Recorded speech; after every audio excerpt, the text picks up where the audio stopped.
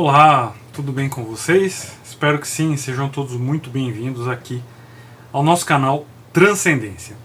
E no vídeo de hoje nós vamos falar sobre um tema muito delicado, muito sensível, o dinheiro e a tradição. Então, ter dinheiro é pecado? É errado pedir dinheiro? É errado desejar ter dinheiro? O dinheiro é sinal de bênção divina? Muita gente, por exemplo, critica quando eu peço apoio financeiro aqui no canal ou quando eu faço propaganda dos meus livros, como se essas pessoas trabalhassem de graça, ou como se aquilo que eu faço aqui não pudesse ser considerado um trabalho digno de remuneração, e também como se eu comprasse livros de graça, dispusesse meu tempo de graça, tivesse computador, câmera, iluminação, microfone e tudo o que é necessário para ter esse canal de graça.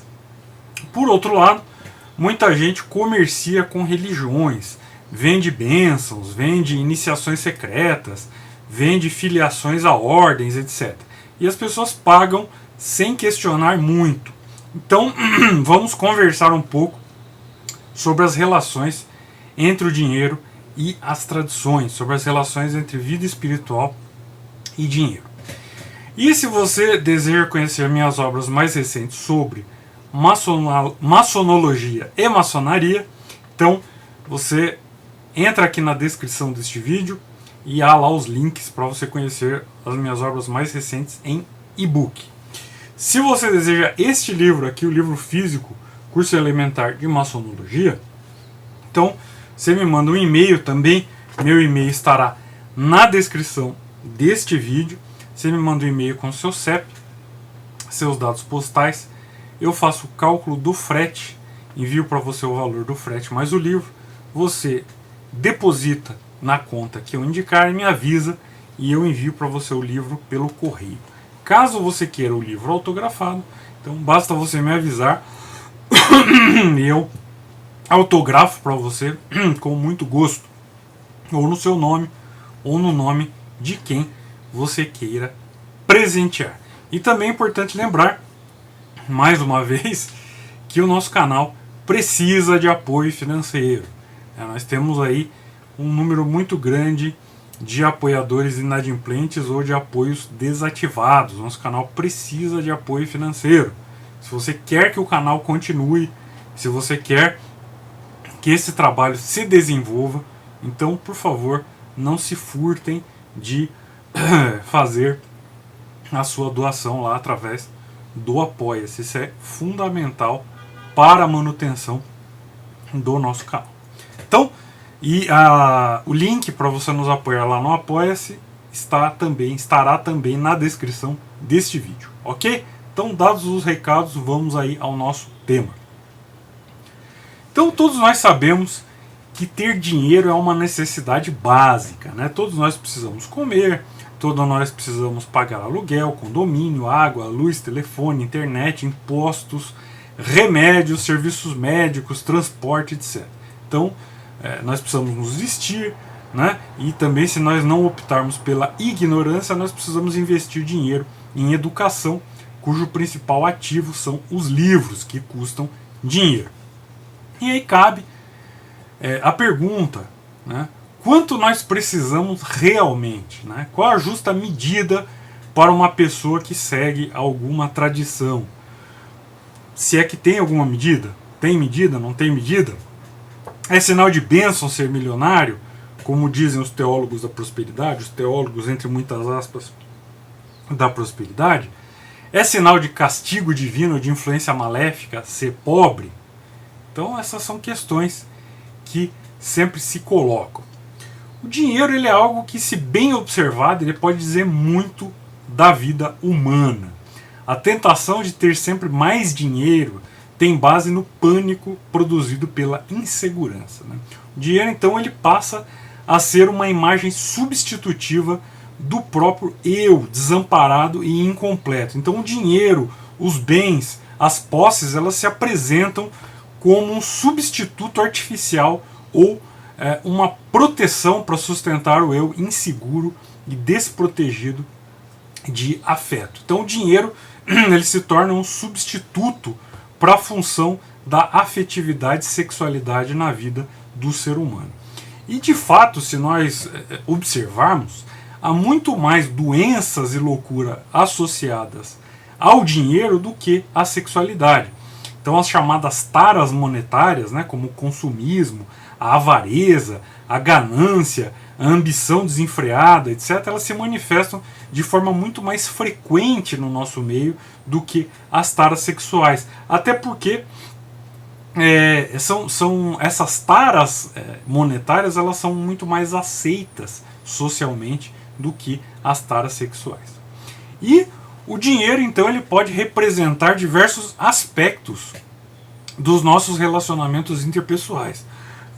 Então, por exemplo, a dependência, a necessidade de afirmar potência e virilidade, né, o símbolo de propriedade e de posse num relacionamento, a autoafirmação narcisista, a compensação sádica pelos sofrimentos de humilhação na infância, a atitude perversa pelo prazer de passar o outro para trás ou levar vantagem em tudo, né, as fantasias persecutórias da falta e da carência que nos obrigam a nos livrar do dinheiro ou a recalcar o seu uso. Enfim, o dinheiro para algumas pessoas é algo como o solo firme e apoio, né, aquela carapaça protetora.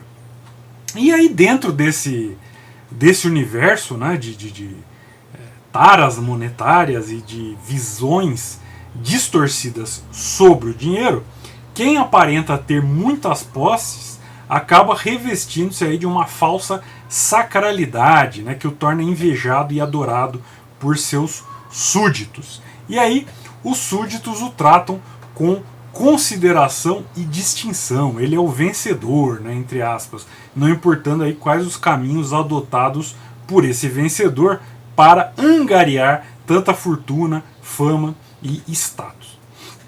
Eu já ouvi, por exemplo, algumas mulheres, né, elogiando homens por terem ambição, né? Então elas diziam, por exemplo, que o fulano ele quer algo na vida, né? Ele não fica encostado, né? Então, querer algo na vida e não ficar encostado digamos assim, é motivo de elogios, né?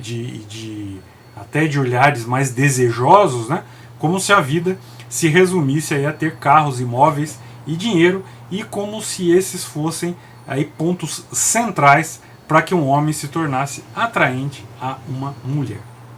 É óbvio que devem ter também, não com certeza, tem homens que pensam da mesma forma em relação às mulheres. Eu estou falando aqui da minha experiência pessoal, que foi com mulheres, né? Mulheres falando sobre homens ricos, homens, entre aspas, poderosos, homens que têm bens, homens que isso, homens que aquilo, né? Então dizendo ali que eles são de fato os desejáveis, eles são aqueles que chamam a atenção dessas mulheres, né? Afinal, dinheiro é poder, né? Então, nesse quadro, incompatibilidades culturais e ideológicas, né, com o ganho a qualquer custo, elas são vistas como discurso de perdedor, né? Então aquele que venceu na vida, entre aspas, é o que conseguiu acumular coisas materiais, né? Então quem fala contra isso é um perdedor, quem não consegue nada, né? E portanto quem fala contra esse sistema de meritocracia é um perdedor, né? Dentro dessa visão aí bastante distorcida. E aí também há uma confusão evidente entre casta e classe, né? Então as pessoas tendem a identificar uma alta casta com ter mais dinheiro, né? Então se usa aí o termo elite, por exemplo, para designar a gente rica, enquanto que as classes baixas elas são sempre identificadas como baixa casta, com a plebe, com a raia miúda, com a gentaça, com o poviléu, com os sarandalhas, né? E aí o erro aqui é bem evidente, né? Só pode existir, na verdade, uma única elite, né? E essa elite ela é constituída por aquilo que é mais alto em sentido absoluto, e não é o dinheiro, né? Aquilo que é mais alto em sentido absoluto é a dimensão intelectual, espiritual. E nas antigas sociedades tradicionais, isso fica muito evidente, né? A mais alta casta sempre foi a casta sacerdotal. Em muitas civilizações, o sumo sacerdote ele era também o supremo mandatário. Na Índia, os brahmanes só eram inferiores aos ascetas renunciantes. Os ascetas renunciantes eram vistos como os ativarna, ou seja, aqueles que estavam acima de todas as castas por terem renunciado a todas as distinções mundanas. Aliás, já vi alguns livros cometendo um erro grosseiríssimo, né, péssimo, dizendo que os renunciantes eram sem casta. Sem casta é avarna, não ativarna. Ativarna é quem está acima de castas, né? Avarna é aquele que, como não se encaixa em nenhuma função, então ele serve para as funções mais baixas. Esses são os avarna, né? Que era a função ali, era a função, não, era a classificação dos chandalas, né? Dos shudras e dos chandalas, né? Bom, então, como eu ia dizendo, os ascetas renunciantes, eles eram os ativarnas, né, aqueles que estavam acima de todas as castas, por terem renunciado a todas as distinções mundanas. Então, por exemplo, os monges na China imperial eram os únicos que não se levantavam e nem se curvavam ao imperador. E até hoje na Tailândia, por exemplo, é o rei que se curva aos monges e não os monges que se curvam ao rei, né? Os monges eles ficam sentados sempre num lugar mais elevado, inclusive quando o rei está presente. No Japão antigo, por exemplo, quando o imperador se retirava da vida pública, em geral ele se tornava monge, né, que era a única função mais alta possível, aquele que era o filho dos céus. Então entenda-se, né, aqui com bastante clareza, né, os sacerdotes, com voto de pobreza inclusive, né, eram a mais alta casta. Então eles não eram alta casta por serem ricos, por terem ambição na vida, por terem bens materiais, mas eram a mais alta casta por estarem ligados ao que de mais alto pode existir, ou seja, o reino do espírito, o reino do intelecto. E hoje nós temos uma inversão evidente dessa estrutura. Então quem se dedica de fato à vida ascética e intelectual é visto como um exótico, um excêntrico, um esquisitão, ou alguém que foge da vida, né? Um perdedor que não consegue se adaptar aos desafios do mundo moderno e que não consegue ganhar o seu dinheiro. E aí as atividades intelectuais, ou as atividades puramente intelectuais, né, quanto mais profundas e verdadeiras, elas tendem a ser desprezadas e diminuídas, né? Então, enquanto atividades que envolvem ganho de dinheiro através do que há de mais material e até desprezível, essas atividades são exaltadas como se fossem o ápice das possibilidades humanas, enquanto aquelas atividades mais puramente intelectuais, quanto mais profundas e mais verdadeiras, elas tendem a ser mais desprezadas e mais diminuídas. Então, para experimentar isso, né, tente você se tornar um escritor aí de temas profundos, especialmente no Brasil, e você entenderá do que eu estou falando. Tente viver como um asceta e seja sério quanto a receber discípulos e dar ensinamentos, e você verá todo o valor, entre aspas, que as pessoas dão à vida espiritual. Então, para você ganhar dinheiro, né, para você ser um vencedor, na verdade você tem que vender bênçãos, vender curas, né, praticar aí charlatanismo, né, praticar o mais baixo e apelativo tipo de propaganda charlatanística, e aí você vai se dar bem aí no mundo das igrejas, no mundo da pseudo-espiritualidade. Ou você também pode prometer aí segredinhos, iniciações misteriosas, contato com os mortos, invocação de fantasmas, goécia e outras coisas mais, e também você terá, ou você pode jogar cartas também, né, dar consultas e tudo mais, e aí você terá um bom retorno financeiro. Se você ensinar magia também, você terá um bom retorno financeiro. Mas se você quiser uma vida ascética, uma vida espiritual séria, verdadeira, profunda, então você verá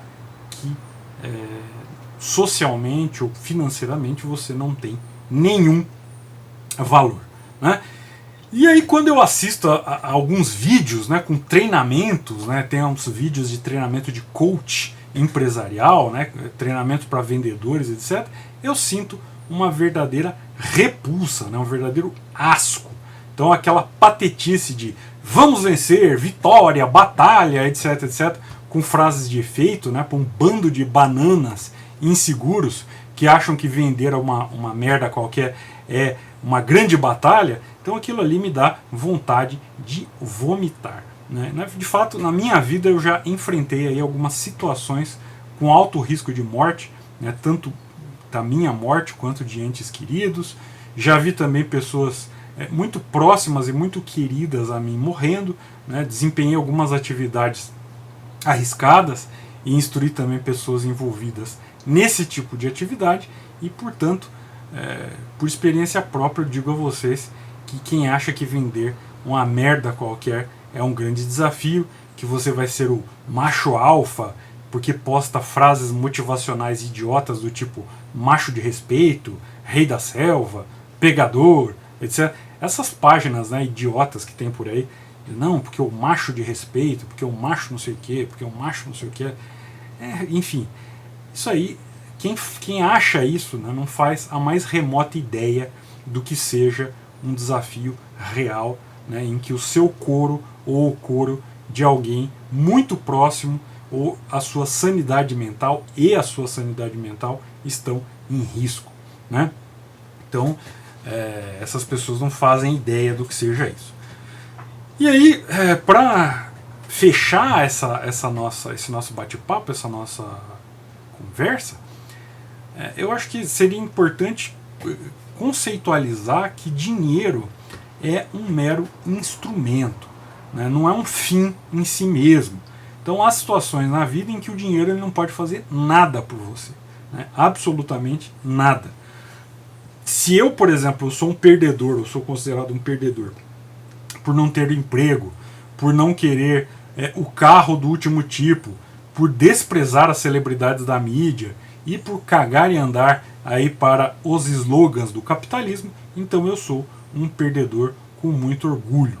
Me parece que figuras como Buda Shakyamuni, seus maiores discípulos, como Jesus, os profetas, os apóstolos, Pitágoras, Sócrates, Platão, Apolônio de Tiana, Amônio, Plotino, etc., eram todos grandes perdedores do mesmo tipo do qual eu me orgulho de ser.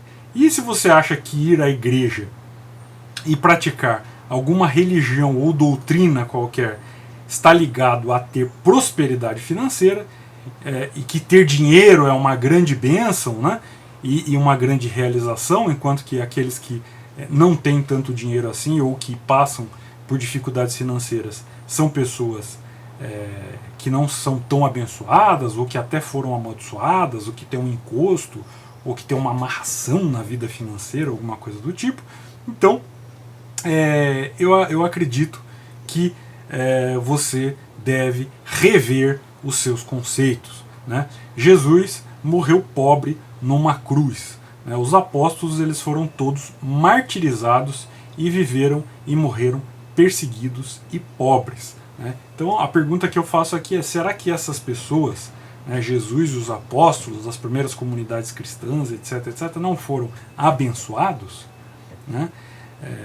Os abençoados eram os ricos, né, da época, aos quais Jesus criticava, né? Então é interessante também que você procure saber, né, sobre os inúmeros casos aí de suicídios, né, entre gente jovem, bonita, fisicamente saudável e podre de rica, né? Então, gente que tinha muito dinheiro, que tinha muitas possibilidades aí que o dinheiro podia oferecer, e que, no entanto, preferiu se matar, né? Então, gente para a qual a vida perdeu o sentido ao ponto delas pularem para a morte como quem se joga num tanque de água ao perceber que as suas roupas estão em chamas, né? Então, ter dinheiro, obviamente que é necessário e justo que a pessoa receba pelo seu trabalho, né? Pelo trabalho que nós fazemos, é justo que nós recebamos, né? É justo, é necessário ter o dinheiro para se alimentar, para ter uma assistência médica digna, para morar dignamente, para ter boa formação cultural e se vestir, etc, etc, etc. Ou seja, é justo e é necessário que nós tenhamos o dinheiro suficiente para atender a essas necessidades. E é óbvio que essas necessidades elas podem variar de uma pessoa para outra, né? Mas o que é importante aqui salientar é exatamente esse ponto, né, da justa necessidade. Então, não é algo feio, sujo ou que rebaixa de alguma maneira quando a pessoa busca por um ganho financeiro digno, honesto, justo, né? Então, por exemplo, quando eu peço aqui no canal likes e compartilhamentos, né, eu estou fazendo o meu trabalho. Né? Um canal ele vive de visualizações, de compartilhamentos, de apoio e de monetização. Então, o canal vive disso, né? Ele precisa disso. E quando, por exemplo, eu anuncio os meus livros, né, eu faço algo bastante óbvio até, né? Uma vez que eu escrevo para que as pessoas leiam e que, obtendo o benefício das informações que estão ali no livro ou nos livros, né, então elas retribuem através do pagamento. Né? Ou vocês trabalham de graça e vivem de luz e de ar. Né? Então me parece que alguns hipócritas aluados aí não compreendem essas relações básicas e diminuem, por exemplo, o que eles chamam de merchan aqui no canal. Então colocam aí, às vezes, nos comentários, dizem assim, o vídeo começa no minuto tal. Por quê? Para que as pessoas não vejam os anúncios que eu faço no canal. Então essas pessoas, na verdade, fazer isso é uma forma de desrespeitar o meu trabalho. Então aquilo que me dá retorno, aquilo que possibilita que eu grave os vídeos são exatamente os anúncios, são exatamente a venda de livros, etc, etc, etc. Então, quando a pessoa faz isso, ela desrespeita o meu trabalho. Ela desvaloriza o meu trabalho. Então, é óbvio que ter um trabalho remunerado, um trabalho que nos dá uma condição para atender as nossas necessidades básicas, é justo, é digno, é necessário, não tem nada que desabone ou diminua a pessoa fazendo isso. Mas, por outro lado, ter dinheiro é ter um instrumento para obter o necessário para outros objetivos que devem ser maiores que o dinheiro em si. Então, ficam aí as minhas reflexões sobre este tema. Então, gostaria de agradecer a sua atenção por ter me acompanhado até agora e não se esqueça de deixar seu like. Se você ainda não é inscrito no canal, inscreva-se, compartilhe com seus amigos, nas suas redes sociais, etc. Enfim, nos ajude aqui no canal. Ok? Muito obrigado pela sua atenção, um abraço e até o nosso próximo vídeo. Tchau!